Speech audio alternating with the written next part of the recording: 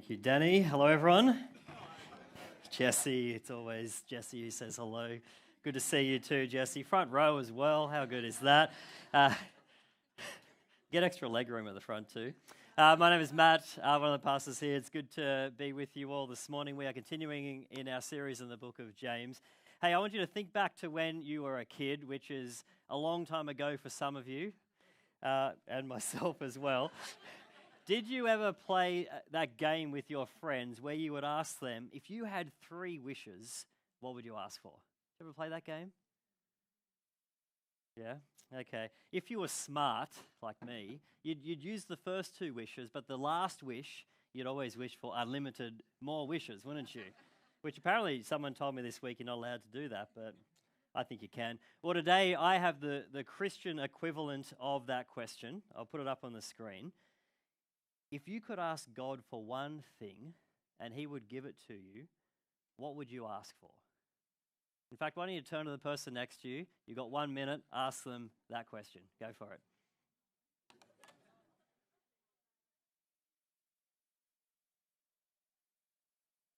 What would you ask for?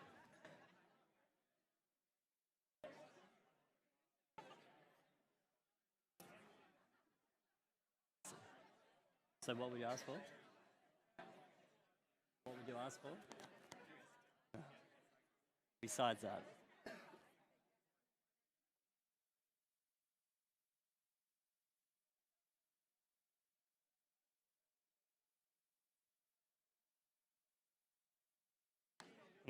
No?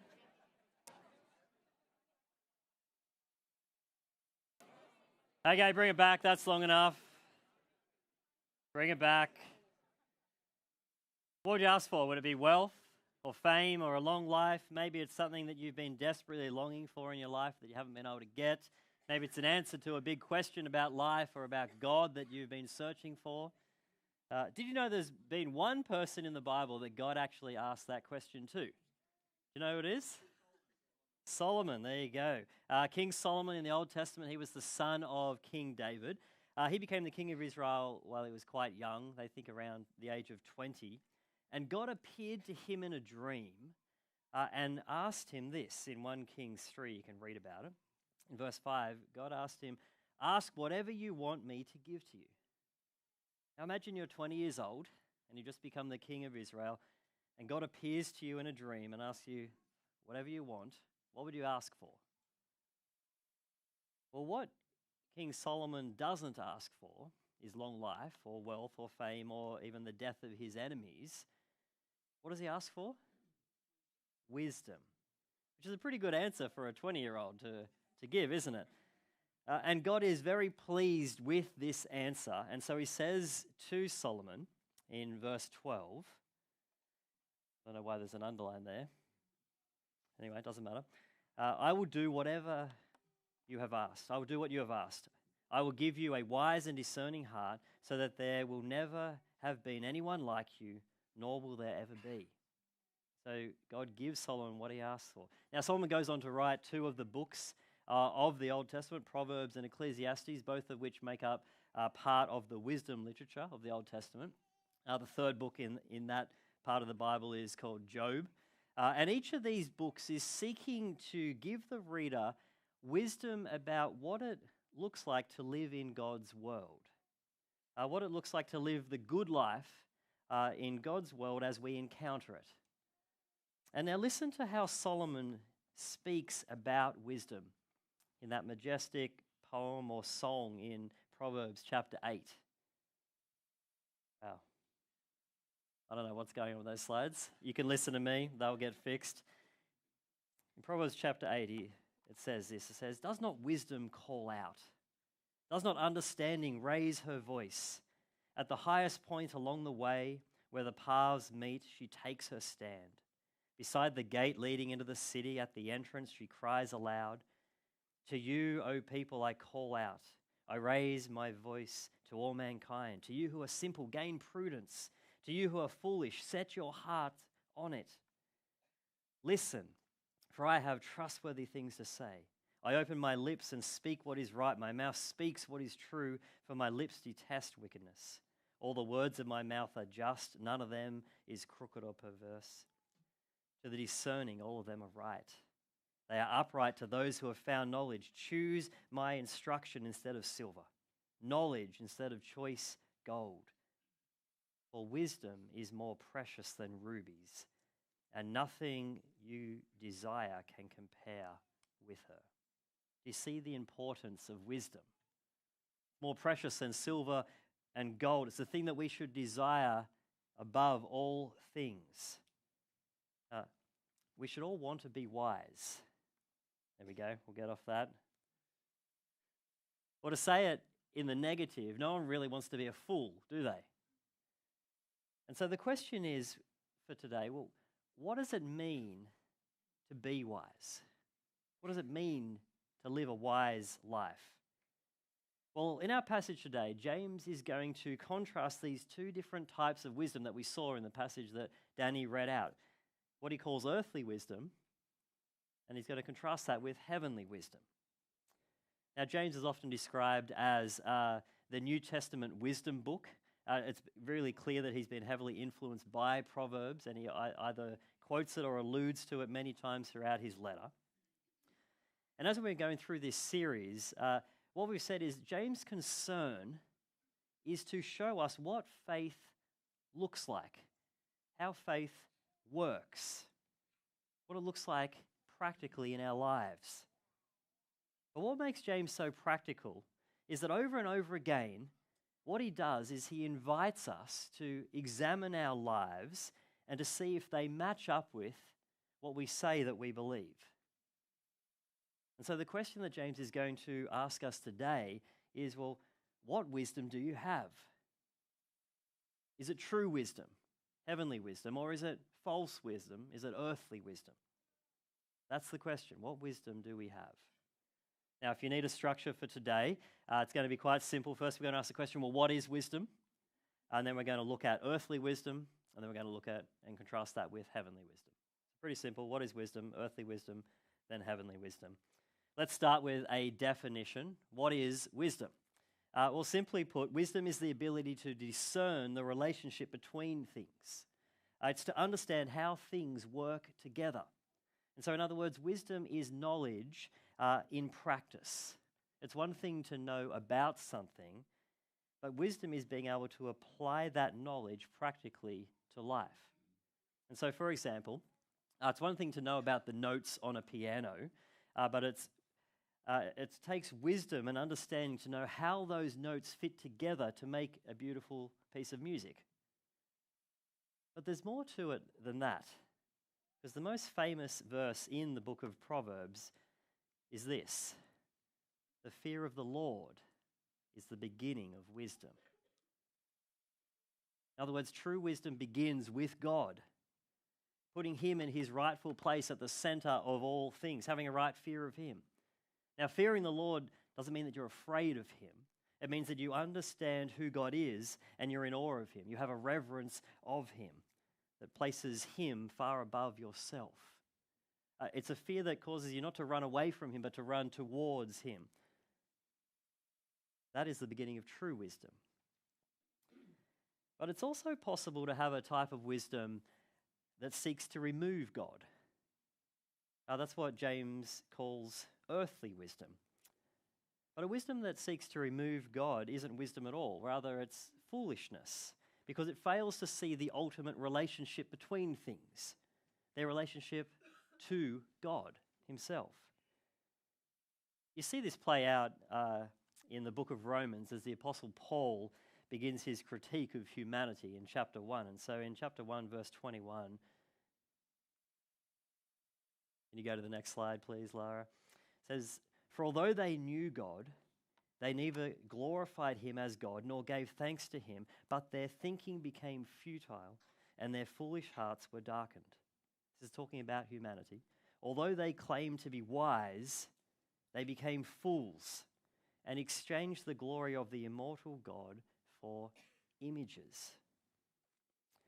Now, one of the examples of this exchange playing out in history was the Enlightenment of a few hundred years ago, where we as humans believe that we could lay aside the basic principles of God's revelation and find wisdom apart from him, a human-centric wisdom that removed God.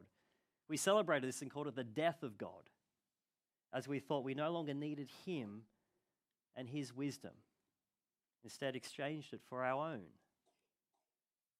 Now, the irony of this is that we have taken the wisdom of God's ordered world, the thing that actually allows us in the first place to do things like science and mathematics, and we pretended that we no longer needed God. We wanted the creation without the creator. We wanted the kingdom without the king. And it's this so-called wisdom that comes from the Enlightenment that is the tide that all of us are swimming in, whether we know it or not. And so James begins in our passage today in verse 13 by asking a question. Thanks, Lara. The question in verse 13, have a look at it, is who is wise and understanding among you? In other words, do you have wisdom and understanding? That's the question for today. Well, James says, if you want to find out, you need to look at your life. So have another look at verse 13. It says, who is wise and understanding among you? Let them show it by their good life, by deeds done in the humility that comes from wisdom. He's inviting us to examine our lives, to look at it and see what type of wisdom we have. Because James says wisdom will show itself in your deeds, in your actions. It's just like what James said a few weeks ago back in chapter 2, if you remember it, as he spoke about faith. Remember what he said there, that real faith will be shown by your deeds. So you see this as you put those two things together. James 2:18 says, but some will say, you have faith, I have deeds. Show me your faith without deeds, and I will show you my faith by my deeds. And now here again in chapter 3, verse 13, he says, who is wise and understanding among you? Let them show it by their good life, by deeds done in the humility that comes from wisdom. So James says, do you have true faith? Well, it'll be shown in your deeds. And now again here, do you have true wisdom? Well, it'll be shown in your deeds as well. In fact, wisdom and faith are not two separate things, that they are connected to each other, that true wisdom will actually flow out of a true faith. And that's because true wisdom comes from God. James has already told us about this at the beginning of his letter, back in chapter 1. Remember back in chapter 1, verse 5? He had said, if anyone lacks wisdom, you should ask God, who gives generously to all without finding fault, and it will be given to you. That wisdom is something that God gives to those who ask him for it. And you see that again in our passage today in verse 17, where it says, it's the wisdom that comes down from heaven, comes from heaven. And therefore true wisdom, God's wisdom, will bring with it humility. Because it's not our own wisdom, it's a wisdom that has come from God. It's not something that we can search for and find on our own. And so verse 13, who is wise and understanding among you? Let them show it by their good life, by deeds done in the humility that comes from wisdom. If you were to diagram all of this out, I think it would look something like this. It begins with having a right understanding of who God is, having a right fear of him, and then acknowledging that all wisdom comes from him. And then asking God for that wisdom, to give you that kind of wisdom. And then that'll flow out into living that out in your lives. And so, what James does in the rest of this passage is now contrast this true wisdom, this heavenly wisdom, with the false wisdom, this earthly wisdom. So with the rest of the time we have together, what I want to do is turn and look at those two different types of wisdom. And as we do it, I want us to examine our own hearts and our own lives to see, well, which wisdom is it that we have? Now, this is one of those weeks where it's very easy to sit there and think about the other person who needs to hear this, or yeah, that person, they don't have heavenly wisdom. Don't worry about them. God can worry about them. Think about your own life. Look at your own heart. Look at your own life as we jump in. So Let's have a look. The first type of wisdom is earthly wisdom, and you see that in verse 15. Come and have a look at that. It says, such wisdom does not come down from heaven, but is earthly, as in it's separate to God. This is why James adds to earthly a second description, which is unspiritual. Now, unspiritual here doesn't mean that it's not spiritual in any way. He'll go on to add a third description, demonic. There we go. I don't know what's happening with these slides today. We'll get there. But unspiritual here means natural. It means worldly. It means separate to God. And I think often we assume when we think about these things, there's three realms. You have the two spiritual realms, which will come up on the screen again. Thanks, Lara. You have heaven, which is good. And then you have hell or the demonic, which is evil. But in between, we often assume that the natural world, or the earth, is neutral. But the earth is not neutral. This is not Switzerland. It is not neutral ground. Earthly wisdom, worldly wisdom, isn't neutral. I don't think we should assume that it's just right or good because it's natural. There are lots of things that are natural that we have instincts for in our lives that are not good or wise. Now, not to throw my kids under the bus here, but there's lots of things that they do that are neither good or wise. I remember the first time I saw my kid hit another kid and grab the toy that they were holding. Now, I never taught them to be selfish. It was something that they just came naturally to them. It wasn't something that was put upon them from the outside. I could see it in their eyes. They weren't even old enough to crawl across the room, but somehow they managed to make their way across the room, see this kid that had the toy that they wanted. I could see them look across to me to see if I was watching them, and I pretended I wasn't looking, but I was. And then they proceeded to hit the kid and grab the toy from them. Now, that came naturally to them. Some might say it was demonic. But the thing is, we are no different to that. Now, we might be better at hiding it as adults, but we're no better. The point is, natural earthly wisdom is not neutral. James actually says it's demonic. And when he says that, it doesn't mean demonic in some way like we're possessed by a demon or something like that. It means it's the kind of wisdom that is opposite to heavenly wisdom, to God's wisdom.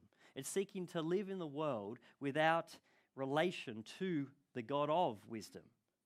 There's no neutral ground when it comes to wisdom. That's what we mean when we say the world, the flesh, and the devil. All three are in opposition to God and his wisdom. But here's the thing. So often, the natural wisdom of our world, earthly wisdom, can look very impressive, can't it? And if you have it, you'll probably be very successful in this world. But James says, be careful. Because it's not just earthly and unspiritual, it's demonic. It's opposed to God and to his wisdom. You actually see that right from the beginning. Back with Adam and Eve in the Garden of Eden as they're tempted by Satan. Back in Genesis 3, verse 6. It says, when the woman saw that the fruit of the tree was good for food and pleasing to the eye, and also desirable for gaining wisdom, she took some and ate it. And she gave some to her husband. But the wisdom that she desired here wasn't God's wisdom. God had already given them his wisdom. What she desired was a wisdom opposed to God. It was the wisdom that had tempted her to think she could be like God. That was the great temptation of Satan, that you could be like God. But at the end of the day, earthly wisdom is thinking you can be like God. But you're not. We are creatures. He is the creator. Thinking you can be like God is not wisdom, it's foolishness. It's sin. Okay, that's earthly wisdom. The question is, well, how do you know if that's the wisdom that you are living out in your lives? Well, James says, firstly, you need to look at the root of the problem. And so have a look at verse 14. He says, "But if you harbor bitter envy and selfish ambition in your hearts, do not boast about it or deny the truth. Such wisdom does not come from heaven, but is earthly, unspiritual, demonic." Do you see what James says you have to do if you want to diagnose if you have this earthly wisdom? He says, if you harbor bitterness and a bitter envy and selfish ambition in your hearts. Now just take a second. Think about your own life. Consider your own heart. Is the wisdom that you have really just a cover up for your own envy and selfish ambition? Think about how that could play out. Because both of these are very inward focused, aren't they? They're very self-advancing. Envy is seeking what others have and wanting it for yourself. Really, it's just jealousy. And then selfish ambition is seeking to use the gifts that God has given you, not to serve others, but to serve yourself. Now again, both of those things, if you have them, will probably get you very far in this world. They'll often drive you to worldly success. In fact, I was listening to an interview last week of one of the coaches of one of the Olympians, Australian Olympian, who won a gold medal. And they were saying that the athlete that he coaches, that she will do anything she can not to lose, that she hates losing, will do anything she possibly can not to lose. And so he used that as the coach to motivate her to train harder and to work more than anyone else so as that she would win. Now in sport, that might be okay, although I'm not 100% sure if it's still okay in sport. But for many of us, I reckon that's the kind of attitude we have in life. We think that the thing that's driving us to achieve and succeed is wisdom, but actually it's just a cover for our envy and our selfish ambition. Seeing what others have and wanting it for ourselves. Having an ambition that's not a godly ambition for God and His kingdom, but a selfish ambition to increase our own little kingdoms. Now again, if you have these things, you'll probably be very successful. And to the world, you'll probably look really wise. But James says that's not true wisdom. And he says that because it's where those things will lead. So have a look at verse 16. It says, "For where you have envy and selfish ambition, there you will find disorder and every evil practice." Now, disorder is the word that was used back in chapter 1 to talk about those who are unstable, tossed to and fro by the wind and the waves. Disorder here is seeking to rebel against the way God has designed the world to work, how God has ordered it. But earthly wisdom goes against that and God's created order and instead creates disorder. But it also says it will then lead to evil practices. In the end, earthly wisdom leads to evil. It might look so wise, but in the end, it will lead to evil practices. And in fact, if you keep reading on in James to the very next verses as he begins chapter 4, he plays it out. He says, "What causes fights and quarrels among you? Don't they come from your desires that battle within you? You desire to have, you desire but do not have, so you kill. You covet, but you cannot get what you want, so you quarrel and fight." Earthly wisdom will lead to disorder and to evil. And so again, just take a moment to examine your heart, the root of it. Examine your life, how this plays out in your life. Is the fruit of that in your life disorder and evil? Because if that's the case, then maybe you're not living with God's wisdom. Maybe you're living with earthly wisdom. Often you'll see it play out in different areas of your life.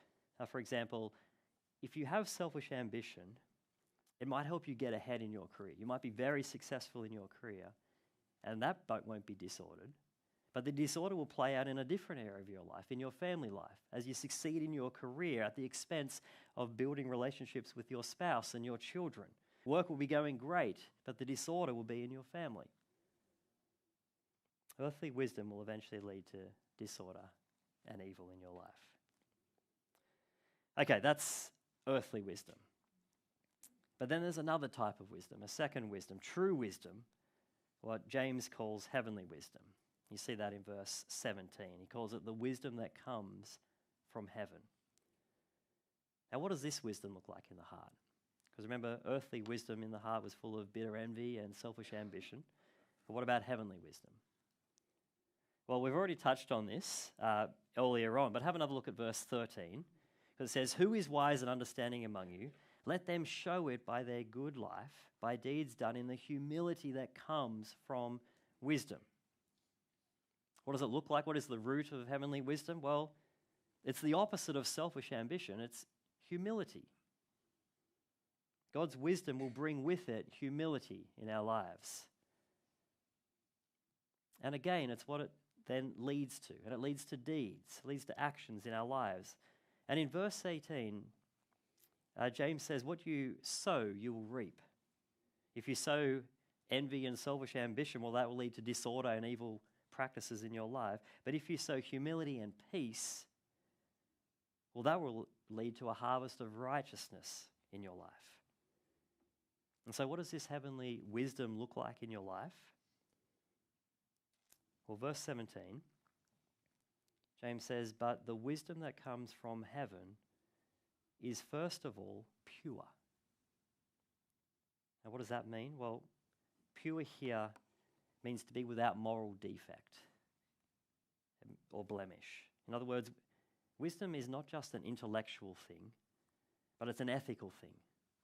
That wisdom will lead to moral actions and behaviors in our lives.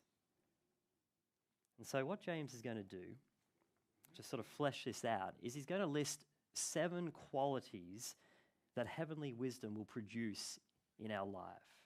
And so have another look at verse 17. It says, "But wisdom that comes from heaven is first of all pure, then peace-loving, considerate, submissive, full of mercy and good fruit, impartial and sincere." So let's have a quick look at these. Firstly, you've got peace-loving. It means to be free from anxiety and worry, free from inner turmoil. God's wisdom means you can make a decision in your life, and then even if those around you think you've made a foolish decision, you can be at peace about it, knowing that you've done the right thing. God's wisdom will bring peace both for yourself, but also in your relationships with others. Second of all, he says, considerate, which means to show grace to others. It means to be gentle with them in the way that you deal with them. In Proverbs 15:1, Solomon says, "A great answer turns away wrath, but a harsh word stirs up anger." Thirdly, he says it's submissive. Now, I don't think that's a great translation. If you've got the ESV translation, it says open to reason, which I think is a much better translation of the original word. It means being willing to listen to others and, if needed, change your view on things. Imagine if we lived like that in a world that is so stuck in their opinions, not willing to hear the other side. Imagine if we lived like that, had that kind of wisdom in our lives, where we would listen to others and be open to reason. Again, Proverbs 12, verse 15 says it this way. It says, "The way of a fool is right in his own eyes, but a wise man listens to advice." Then number 4 says it's full of mercy. Heavenly wisdom is full of mercy. It means to show compassion, to be compassionate with those around you, to treat people better than they deserve, to show mercy even when they don't deserve it. He says it's also full of good fruit. The wisdom will lead to good fruit in your life and to the lives of those around you. You will be a blessing to others. Your life will display the fruits of the Spirit in your own life and in your relationships with others. And then number 6, impartial. James has spoken about this already earlier on in the book, where he talked about the way we treat people as they enter into church. Do we favor some and not others? Well, God's wisdom says we'll be impartial. We'll treat people equally. We won't show favoritism based on something about them. And then finally, he says true wisdom will be sincere. It'll be genuine, not a hypocrite. The word that's used here was the word that was used for when an actor puts on a mask, when they play a different character and pretend to be someone else. Being sincere is the opposite of that, not having a mask on and pretending to be different than who you are, to be sincere, to be genuine.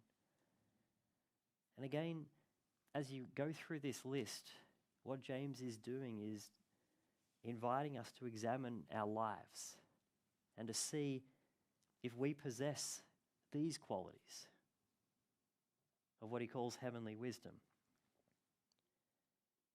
Because if you sow these things that lead to peace, verse 18 says, peacemakers will sow in peace, reap a harvest of righteousness. That's what it will lead to in our lives, a harvest of righteousness. So it's worth considering, which wisdom are you living out in your lives? Is it just earthly, natural wisdom, or is it heavenly wisdom? Okay, let's finish up. There are two types of wisdom. You've got earthly wisdom, which isn't really wisdom at all, and you've got heavenly wisdom that comes from God. Did you notice as we spoke about these things that all the qualities of heavenly wisdom are relational? It's how you relate to other people, which makes a lot of sense because after all, that's what wisdom is, how things relate to each other. And in particular, how they relate to God, to people, and to our world as we see it. And why that makes sense is because the God of wisdom is the relational God. He's the triune God of relationship. He is not an impersonal force, but he is the relational God who has made himself known to us. He's made himself known in the creation, which he made in wisdom and order. But he's made himself most fully and finally known in his Son, who is the full and final revelation of God's wisdom. In Jesus Christ, you have the wisdom of God made flesh. And it's Jesus who is the one who perfectly displayed a life of heavenly wisdom. Perfectly displayed those 7 characteristics that we just went through before. He was the one who was perfectly humble. The one who loved peace. The one who... Go through that whole list.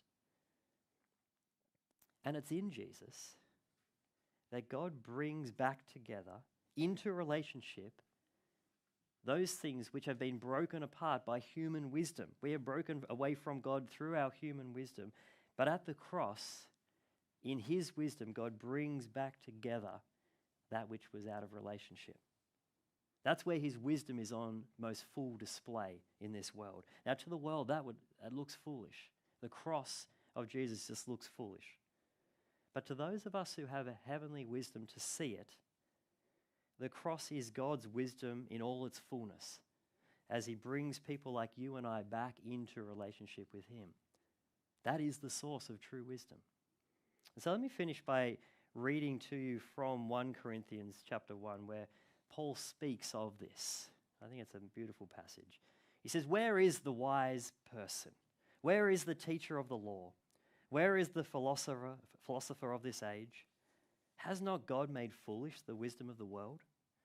For since in the wisdom of God, the world through its wisdom did not know him, God was pleased through the foolishness of what we preached to save those who believe." I've lost my spot. There we go. Jews demand signs and Greeks look for wisdom, but we preach Christ crucified, a stumbling block to Jews and foolishness to Gentiles, but to those whom God has called, both Jew and Greek, Christ, the power of God and the wisdom of God.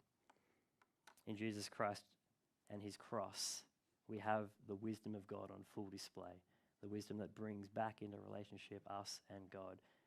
And then it's out of that we can have that heavenly wisdom.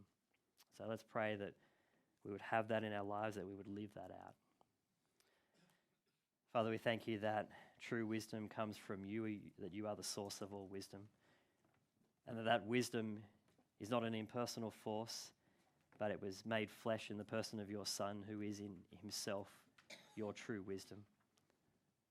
We thank you that it is through the cross that you have brought back together that which was separated, that you have reconciled us, brought us back into relationship with you through him, and that it is out of that we can now live a life of wisdom, true wisdom, heavenly wisdom. Lord, would you help us to have that in our lives, to seek that in our lives, to live it out? Would we put aside any earthly wisdom? Would you reveal that to us, and would we live out the humble heavenly wisdom that comes from you? And we pray this in the name of your Son. Amen.